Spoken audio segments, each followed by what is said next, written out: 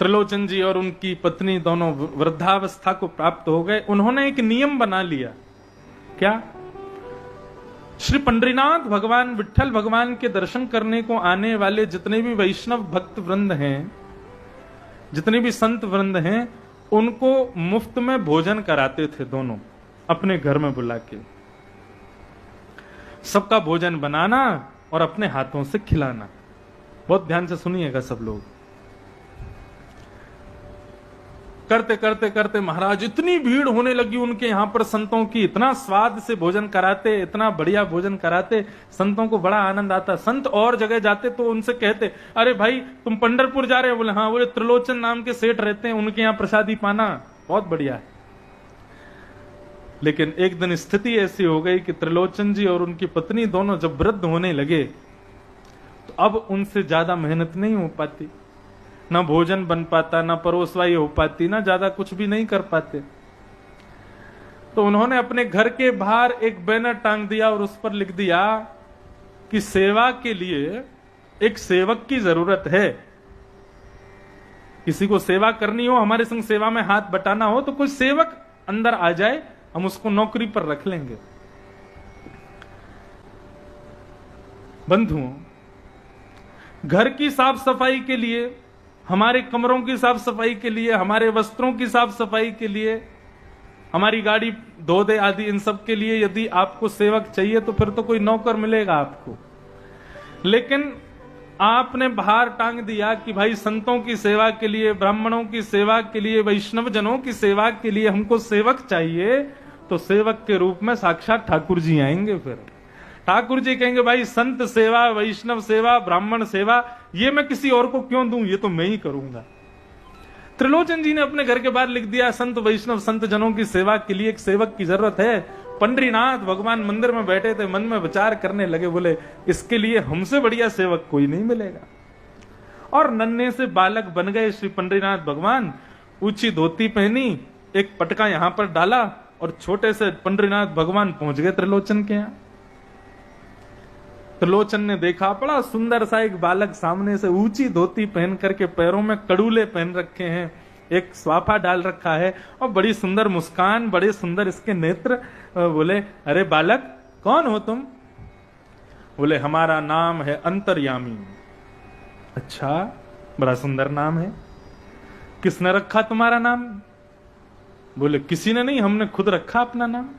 अच्छा, तुम्हारे माता पिता कौन है? बोले हमारे कोई माता पिता नहीं। दोनों बैठ के हंसने लगे हुए। छोटा सा बालक कितनी बड़ी बड़ी बातें करता है। अच्छा, तुम्हारे माता पिता नहीं है? बोले होंगे भी तो हमको पता नहीं है, हम जब से हैं अकेले हैं। अच्छा, क्या करते हो?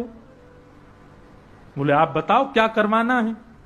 बोले हमारे यहां और तो कुछ नहीं होता बेटा, बस संतों की सेवा, ब्राह्मणों की सेवा, वैष्णव जनों की सेवा, यही हमारे यहाँ। तो बोले ये तो मेरा जन्म जन्म जन्म जन्म सिद्ध अधिकार है, ये तो मैं जन्मों से करता आ रहा हूं। त्रिलोचन जी हंसने लगे। देवी इसकी बातें सुनो, बातें कितनी बढ़िया बनाता है।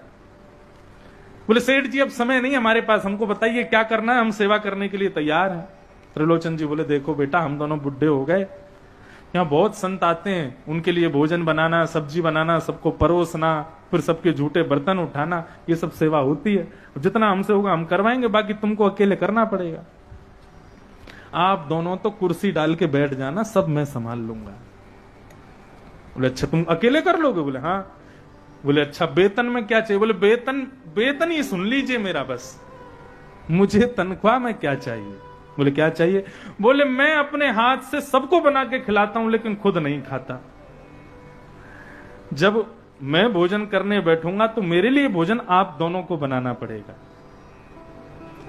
त्रिलोचन जी हंसने लगे। बोले अरे इसमें कौन सी बड़ी बात, छोटा सा बालक 2 रोटी खाता होगा, बना दिया करेंगे मैं और आप मिलके।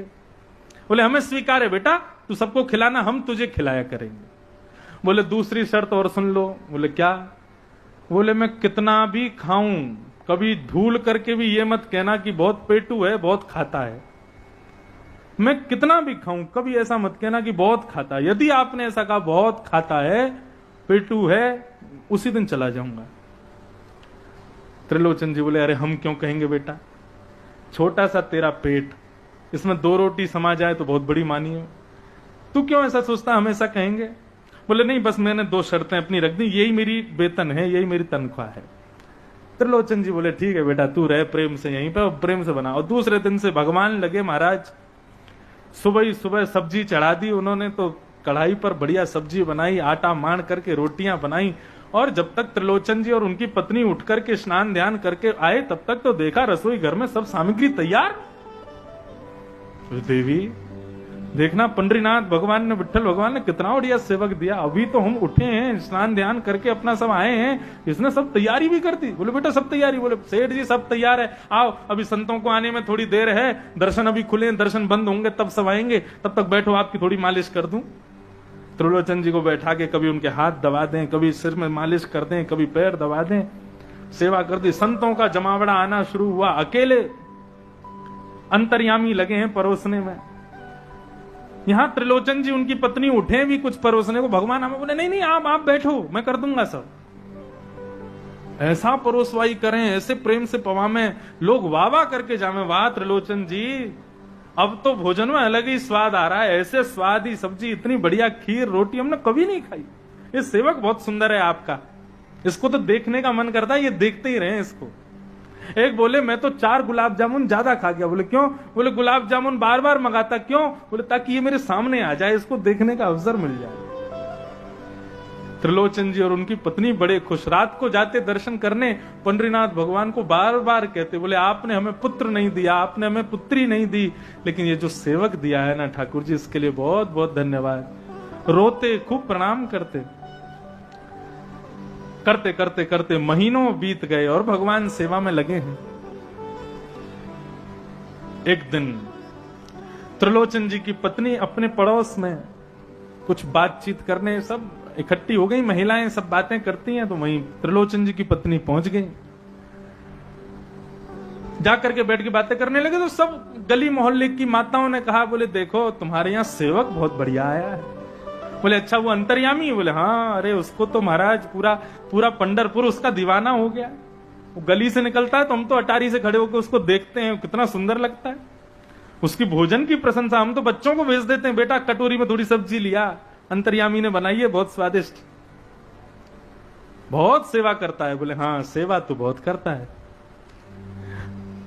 बोले लेकिन हमको एक चीज समझ में नहीं आई, जब से वो अंतर्यामी आया है आपके घर, सेठ जी तो बढ़िया हो गए, उनका शरीर बढ़िया हो गया, बिल्कुल जो है इतने बुढ़ापे में भी उनकी झुर्रियां उर्रियां सब बिल्कुल ठीक हैं, लेकिन आप बड़ी पतली हो गई हो, बड़ी दुबली हो गई हो, आपका शरीर क्यों सूख रहा है?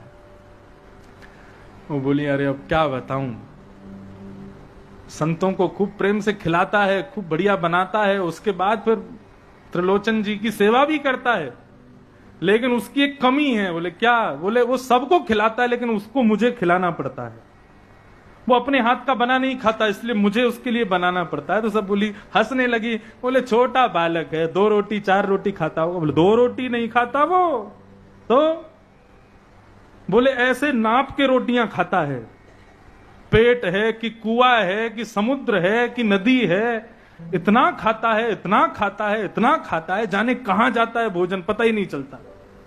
वो सबकी सेवा करता है लेकिन उसकी सेवा मुझे करनी पड़ती है, इसलिए मैं सूख रही हूं, इसलिए मैं पतली हो गई हूं।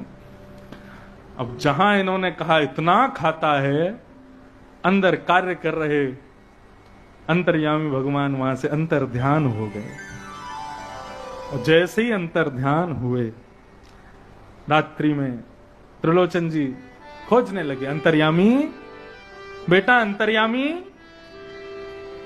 घर में खोजा, कमरों में देख लिया, रसोई घर में देख लिया, लेकिन अंतर्यामी कहीं नहीं मिला। छत पर जाकर के ढूंढने लगे, मेरा अंतर्यामी कहां चला गया? गलियों में जाकर के पूछें, पड़ोसियों से पूछें, घर घर जाके पूछें, हमारा अंतर्यामी देखा? पूरे पंढरपुर में खोज लिया लेकिन अंतर्यामी नहीं मिला। त्रिलोचन जी के हाथ पांव कांपने लगे, घबराहट होने लगी, मेरा अंतर्यामी कहां चला गया? पत्नी से कहने लगे, देवी आज अंतर्यामी नहीं दिख रहा, मेरा मन नहीं लग रहा, कहां है वो? बोले पता नहीं, मैं भी सुबह से ढूंढ रही हूं। दोनों आपस में बैठे थे, चिंतन कर रहे थे, जाने क्या हो गया, कहां चला गया, पता नहीं अभी तक आया नहीं। रात्रि में त्रिलोचन जी ने पत्नी से पूछा, देवी कहीं तुमने किसी से कुछ ऐसा तो नहीं कहा कि अंतर्यामी बहुत खाता है या उसने बहुत भोजन किया है या ऐसा कुछ? त्रिलोचन जी की पत्नी के नेत्र सजल हो गए, बोले नाथ क्षमा करिएगा, मुझे अभी भी याद आया, मैंने शाम को हम सब माताएं चर्चा कर रही थी, तब मैंने कह दिया था हंसी हंसी में कि वो बहुत खाता है, उसको मुझे बना के खिलाना पड़ता है। त्रिलोचन जी समझ गए कि ये जरूर उसी बात से चला गया। नंगे पांव चल करके आधी रात में पंडरनाथ भगवान के मंदिर में पहुंच गए त्रिलोचन जी। अपने कुर्ते के अचरा को पसार करके नेत्रों से अश्रुधार बहते हुए पंडरीनाथ भगवान से कहते हैं, नाथ आपने मुझे पुत्र नहीं दिया, पुत्री नहीं दी, संतान नहीं दिया, परिवार नहीं दिया, मैंने कभी आपसे मांगा भी नहीं, लेकिन कुछ महीने पहले ये सेवक के रूप में अंतर्यामी आया। जब से अंतर्यामी आया तब से सच पूछो तो हम आपको भी भूल गए थे। वो इतनी संत सेवा करता था, इतने प्रेम से सब करता था, लेकिन आज पता नहीं हमें कहां छोड़ के चला गया। नाथ आप जो दोगे, जितना कष्ट दोगे, जितना दंड दोगे, सब स्वीकार है, लेकिन आज अपने अचरा पसार के आपसे मांगते हैं, हमारे सेवक अंतर्यामी को हमें वापस दे दो। वो कहां है, उसको वापस लौटा दो। दोनों त्रिलोचन जी और उनकी पत्नी रुदन कर रहे थे, नाथ के चरण पकड़ करके रुदन करने लगे। इतने में ही आवाज आई, सेठ जी। जैसे ही त्रिलोचन जी ने सुना, बोले ये तो अंतर्यामी की आवाज है। पीछे मुड़ करके देखने लगे तो कहीं दिखा नहीं। फिर से आवाज आई, सेठ जी। जैसे ही पीछे मुड़ करके देखा तो मंदिर के मुख्य गर्भगृह में भीतर पंडरीनाथ भगवान की जगह पर वो अंतर्यामी खड़ा हुआ। अंतर्यामी को पंडरीनाथ भगवान के रूप में देख करके त्रिलोचन जी जान गए कि हमारे यहाँ संत सेवा, ब्राह्मण वैष्णव सेवा और मेरी सेवा ये कोई साधारण बालक नहीं कर रहा था, ये तो हमारे पंडरीनाथ कर रहे थे। और ये दर्शन करते ही त्रिलोचन जी और उनकी पत्नी दोनों ने अपने देह का परित्याग किया और श्री विट्ठल भगवान में ही विलीन हो गए।